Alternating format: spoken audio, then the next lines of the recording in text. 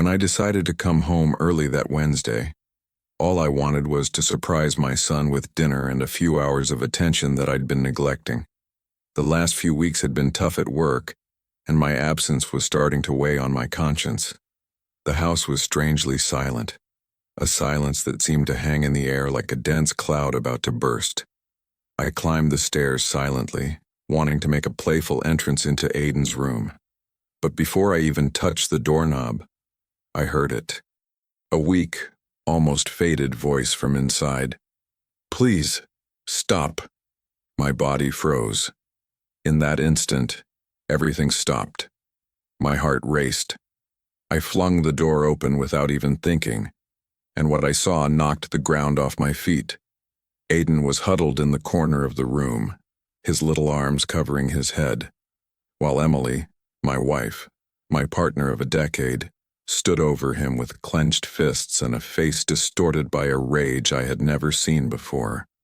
When our eyes met, she immediately recoiled, as if she had been caught doing something unforgivable, and perhaps she had. The scene lasted only seconds, but it was etched in my memory forever. From that moment on, nothing would ever be the same. Emily tried to explain. She said Aiden had fallen, that he was throwing a tantrum, that I was tired and seeing things. And for a moment, for a second, I wanted to believe her. I wanted to think it was all just a misunderstanding. But my son's eyes, frightened, silent, pleading, begged me not to turn my back on him again. This was only the beginning, and what I would discover in the following days would break not only my heart, but everything I believed about the woman I had shared my life with. After that night, something inside me changed. I couldn't look at Emily the same way anymore, and even though she acted normally, there was a constant tension between us. In the days that followed, I began to observe Aiden's behavior more closely. He used to always smile when I got home, but now he barely looked up.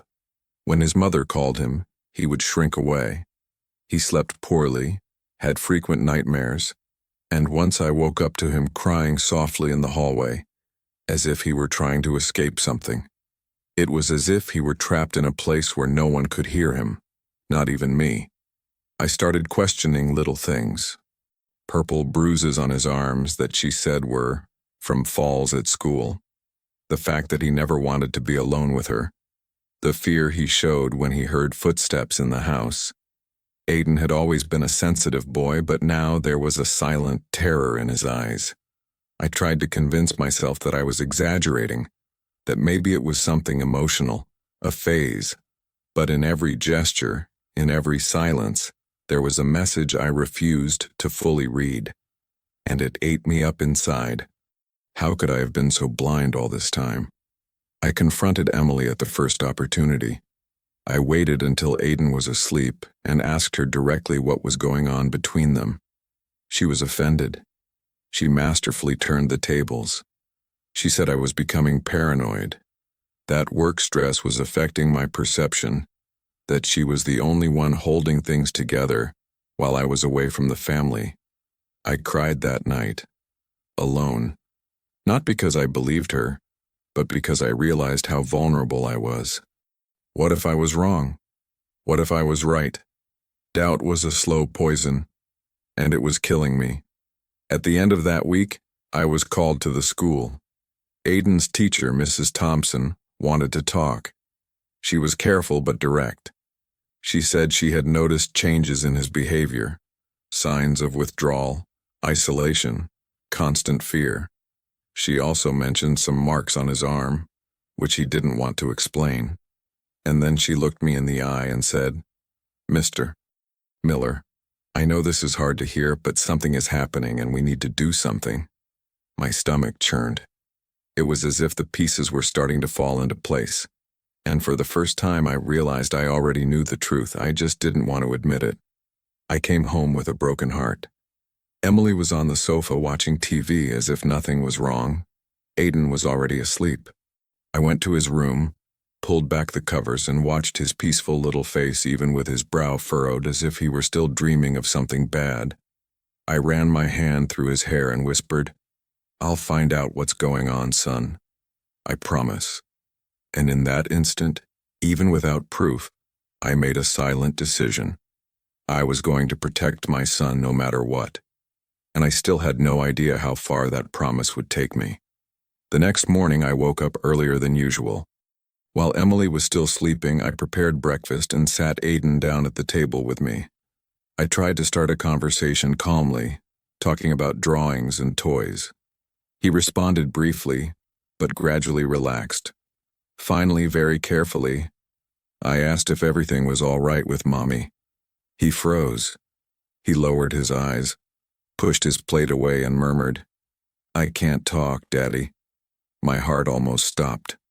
That sentence, spoken with so much sadness and fear, was the confirmation I needed. It wasn't just my imagination. It wasn't an exaggeration. Something very wrong was happening there. I decided I needed proof. My suspicions or Aiden's feelings weren't enough. I needed to show the truth, the naked truth. That same day, I went to a store and bought a small camera with a motion sensor. I waited until nightfall when everyone was asleep and installed it in the corner of his room, well hidden, among the books on the shelf. It made me feel bad. I felt like a traitor, as if I were spying on my own family. But above all, I was a father, and the instinct to protect my son was stronger than any discomfort. In the following days, I pretended everything was normal. I followed my routine as if nothing was happening. But every minute was torture. When I left for work, my heart stayed there, trapped in that house, hoping the worst wouldn't happen. At night, I secretly reviewed the recordings. At first, nothing out of the ordinary. Just silence, calm nights. For a moment, I even thought that maybe I had really exaggerated, that my mind, contaminated by fear, had created a monster that didn't exist.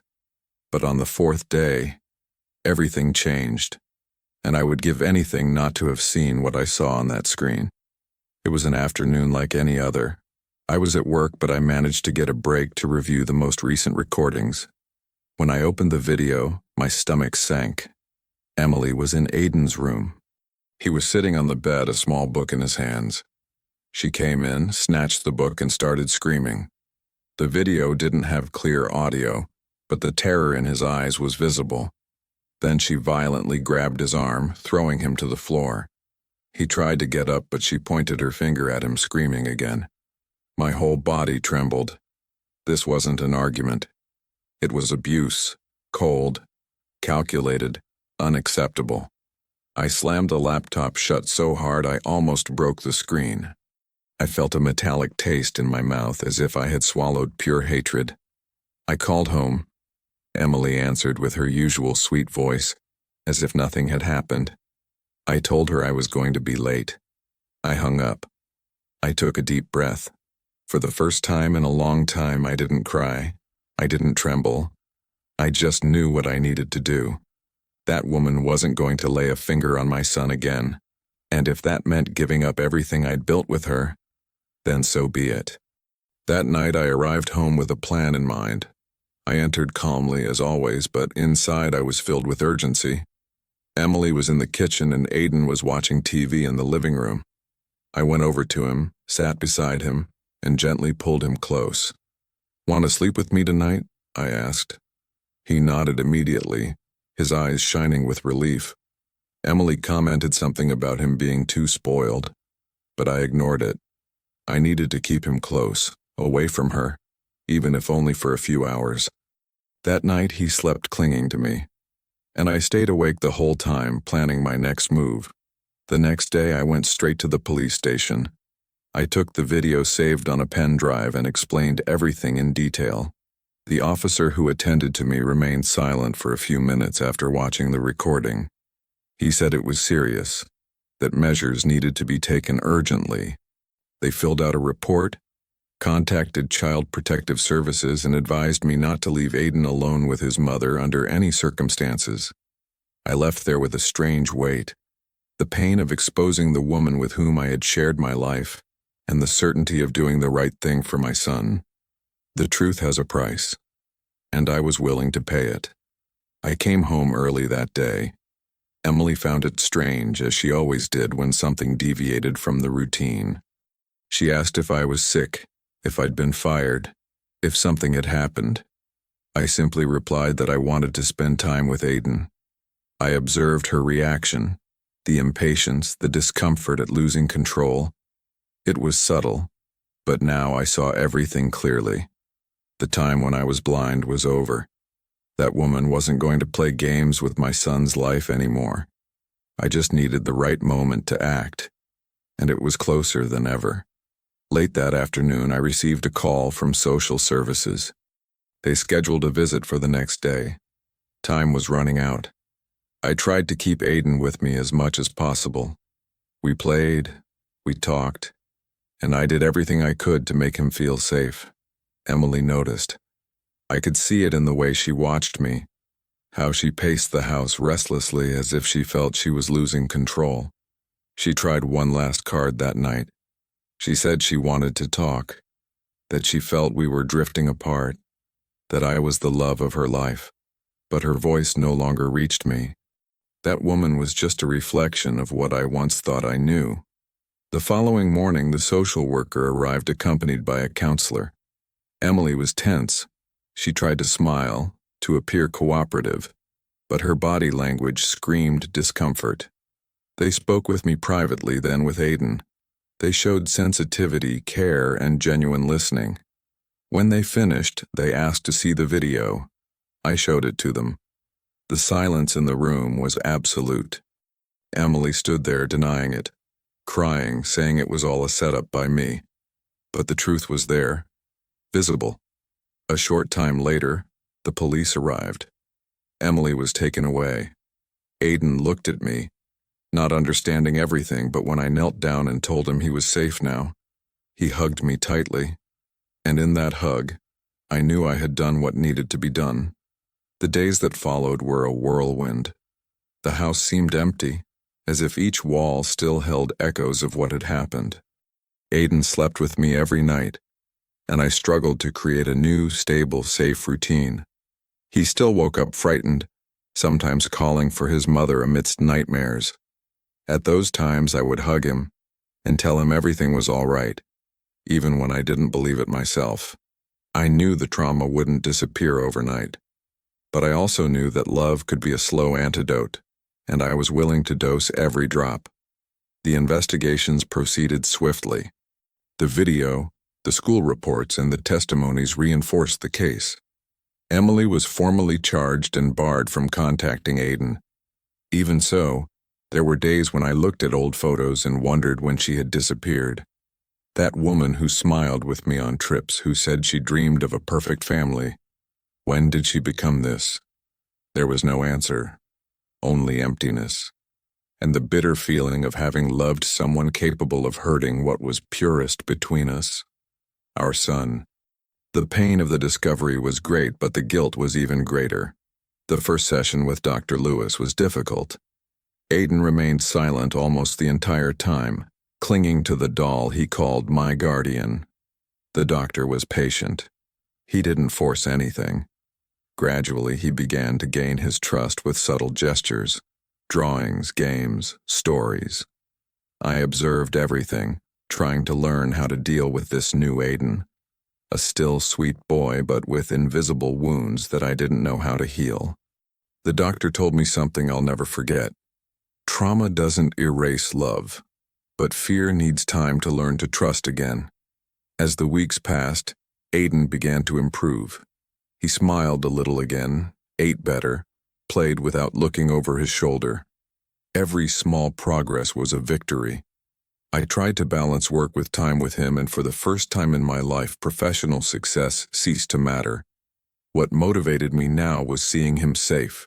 Sometimes I would still wake up at night hearing that whisper in my mind, "Please stop." And the echo reminded me that my mission as a father would never be the same again. I couldn't fail again. One day, Aiden asked me if Mom was coming back. The question caught me off guard. I took a deep breath and replied that for now she needed help, and that the most important thing was that he was safe.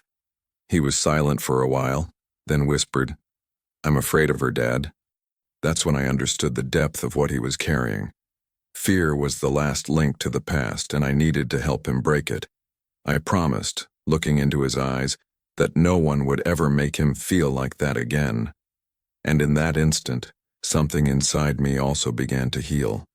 Weeks turned into months, and little by little our lives found a new rhythm. Aiden started smiling more at simple things, when we cooked together, when we did puzzles, or even when I made up bedtime stories. He began to feel safe again. It wasn't that silence heavy with fear anymore. It was a good silence, a comforting one. But even so, there were days when he still withdrew.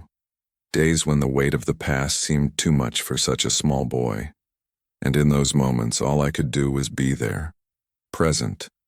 One Saturday afternoon, while we were cleaning the garage together, he suddenly stopped and asked me if I remembered the time he fell down the stairs.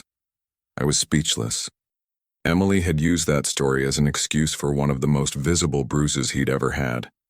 I crouched down, looked him in the eyes, and said, "You didn't fall, did you?" He shook his head slowly and said, "She pushed me." The words came out low, but heavy, with pain. I hugged him tightly. In that moment, I realized that each truth he revealed was also a step toward freedom. I started writing a kind of diary, not to post, nor to share with anyone. It was just for me. A place where I recorded every small victory, every progress Aiden made, every emotion that went through me. Writing helped me understand what we were going through, and it also reminded me how strong we were, because even after everything, my son could still love. He could still trust. And that, for me, was the greatest proof that a father's love can be the bridge between trauma and healing. Aiden started going back to school. Mrs. Thompson greeted us with a warm smile and teary eyes. She said she missed him, and that the classroom wasn't the same without his laughter. His classmates welcomed him back warmly, and he seemed happy to be back. One day he came home with a drawing. It was him and me, holding hands, under a huge sun. In the corner of the paper he had written, "My hero." I cried that night, not from pain, but from gratitude, because despite everything, he still saw me that way, and that gave me strength I didn't even know I had.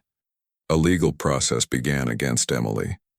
I attended every hearing, standing firm but with a broken heart. Seeing that woman in the defendant's dock, crying, denying everything, trying to manipulate even the judge, it was like reliving everything. But I couldn't give in. I couldn't let her twist the truth. With legal support and Aiden's psychological reports, we managed to move forward. The preliminary injunction mandated her permanent removal from the case. The judge was clear. She needed treatment before any attempt at reconciliation. It was the bare minimum.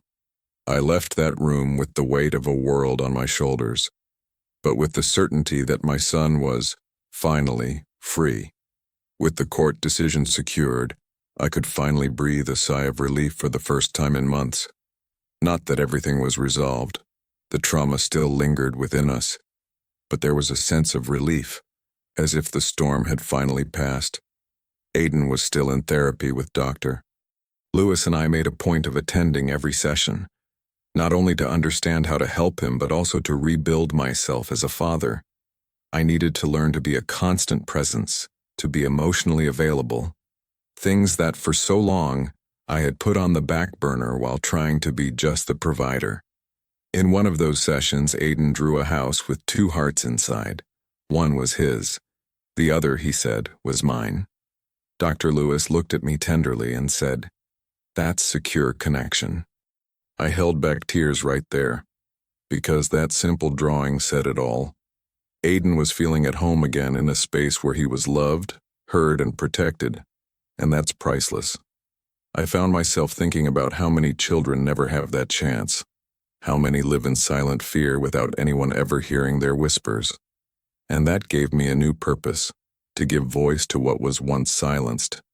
Emily was still trying to make contact, through lawyers and indirect messages. But I kept my distance. The court had been clear, and I even more so. As long as she didn't acknowledge her actions, as long as she didn't seek real help, she wouldn't have a place in Aiden's life. This isn't about revenge, but about protection. Trust is like glass. When it breaks, even when glued back together, it's never the same. And although part of me still tried to understand what led Emily to do that, the other part, the stronger part, knew that a father's love cannot be complicit in silence. One day, while we were walking in the park, Aiden held my hand and said, "Did you know I dreamt about you saving me?" I was speechless. I just hugged him tightly, trying to hold back tears. That little boy had carried so much fear alone. Knowing that even in the dark he believed I would appear was devastating and at the same time healing. I wish I had arrived sooner. I wish I had seen sooner. But now I was here, and I wasn't going away anymore. His words echoed within me like a call, to never again ignore what my heart was telling me. After everything, I started making changes in our home, not just in the decor, but in the energy. I transformed Aiden's room into a space of color and lightness. I created a new routine, with loving rituals before bed, breakfast together on weekends, and outings that he himself chose. It was as if, little by little, we were painting a new story over the old shadows. Not to forget them, but to say that they no longer controlled us. The scar remains, yes, but it also reminds us that we survived. Over time, I realized that my relationship with Aiden had transformed into something even deeper. It wasn't just father-son love, it was partnership. He trusted me in a way that made me rethink everything. Every decision I made now went through this filter. Will this make my son feel safer? Will it help him grow up without fear? I started saying I love you more often, apologizing when I was wrong, showing him that men cry too, that being strong means knowing how to feel. Aiden was learning from me, but without a doubt, I was learning much more from him. At school, the teachers reported positive changes. He was more engaged, more cheerful, and had started playing with his classmates again. The teacher told me that he had helped a friend who was crying, saying, "You can count on me just like my father does for me." That moved me in a way I can't describe, because seeing my son, even with everything he'd been through, being able to offer empathy, showed me that the trauma hadn't killed his essence.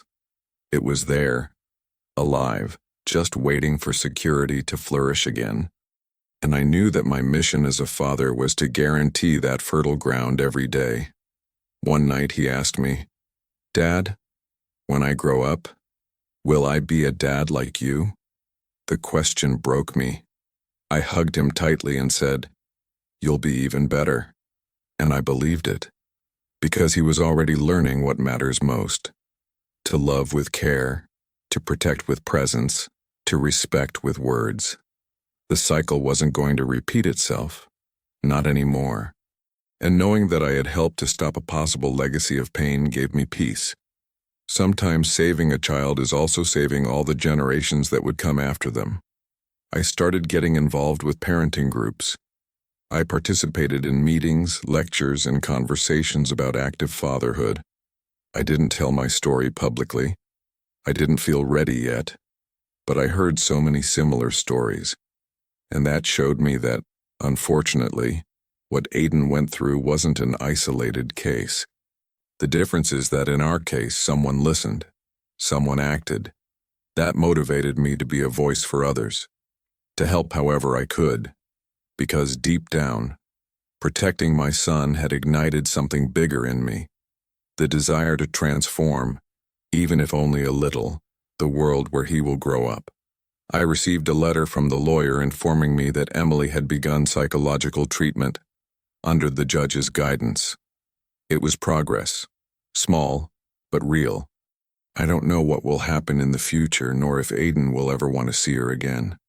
What I do know is that until then, my role is to continue being his safe haven.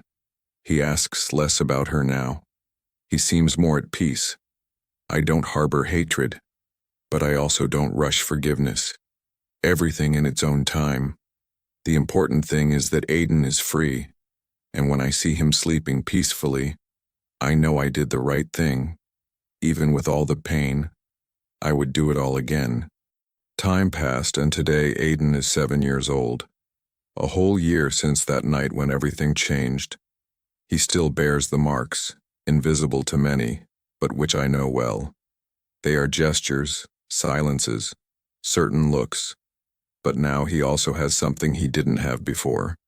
Security, joy, freedom. And seeing that blossom in him, a little more each day, gives me strength to continue. It wasn't easy. Nothing was. But when he runs to me at the end of the day laughing, sweaty from school, and hugs me as if that were the safest place in the world, I know we won. Sometimes people ask me if I still feel anger towards Emily. And the truth is, not in the way people expect. I feel sadness. I feel grief. I feel anger at what she chose to do. But the woman I once loved, she no longer exists. What remains is the mission that arose from what she destroyed. Today, everything I do revolves around protecting my son and ensuring he grows up without carrying burdens that aren't his. The pain needs to stop somewhere, and I decided that it would be with me. The chain of violence ends here. Our Sundays are now sacred. Aiden chooses the outing, the park, the movies, the bookstore. Sometimes he just wants to stay home, watching cartoons on the couch with popcorn. And I'm there, always. Because I've learned that presence isn't measured in the number of hours, but in the quality of the moments. He once said, "Dad, when I'm with you, everything seems lighter." And that's it. He brought lightness even to the pain we experience. He made the unbearable bearable. And he showed me that true love, when it's firm, when it's active, when it's constant, can truly change destinies. I made a point of keeping that first video, not out of resentment, but as a reminder of where it all began. When doubt tried to paralyze me, that file gave me the strength to act. Today it's saved in a place only I know, and whenever I think about giving up, I remember that weak voice whispering, "Please, stop." And I realize how important it is to listen to what's between the lines. How many children's voices are being ignored out there. How many parents are still blind. I was one of them. But now, awakened, I will never close my eyes again. If you are a father, mother, or someone responsible for a child, pay attention. The shout isn't always loud. Sometimes it's a whisper, a silence, a look that lasts half a second. But it's there, waiting to be seen, heard. Aiden taught me that. And today, when he sleeps peacefully, I know that every painful choice was worth it. Because in the end, protecting a child isn't about being perfect. It's about being willing to fight, to fall and get up, to listen even to what isn't said. And above all, it's about loving with courage, every day, without exception.